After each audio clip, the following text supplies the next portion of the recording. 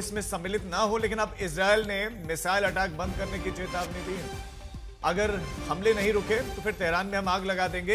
ये इजरायल ने सीधा सीधा कह दिया कि तेहरान में आग लगा देंगे। ये कहना कि अगर मिसाइल अटैक आपके नहीं रुकते, यानी ईरान ने जो अटैक किए हैं वो रुकेंगे नहीं, तो फिर वो तेहरान को नेस्त नाबूद कर देंगे, तेहरान में आग लगा देंगे।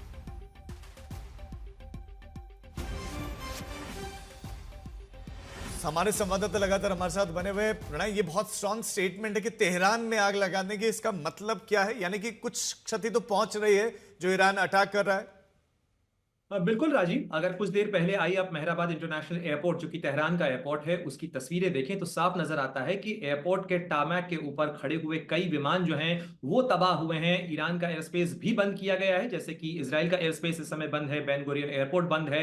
उसी तरीके से ईरान के कई ठिकानों से जो अब सैटेलाइट इमेजरी सामने आ रही है वो बता रही है कि कई ठिकाने जो हैं इजराइल के, चाहे ईरान के, चाहे वो उसके न्यूक्लियर फैसिलिटीज हों, चाहे उसके रडार स्टेशन हो, चाहे उसकी बैलिस्टिक मिसाइल फैसिलिटीज हो, इनको बहुत नुकसान हुआ है। उसके बावजूद जब ईरान की तरफ से यह कार्रवाई की गई है, चूंकि ईरान ने कई अंडरग्राउंड फैसिलिटीज बना रखी थी, वहां से ये मिसाइल जो है वो लॉन्च की गई हैं, इसलिए अब इजराइल की तरफ से ये सख्त चेतावनी, सख्त भाषा के अंदर दी गई है कि अगर ये हमले नहीं रुके, ये मिसाइल कार्रवाई नहीं रुकी, तो उसके बाद आग लगा दी जाएगी। ये अगर आग लगती है तो बहुत बड़ा खतरा होगा इस पूरे पश्चिम एशिया के क्षेत्र के अंदर जी जंग की प्रणय। आग का।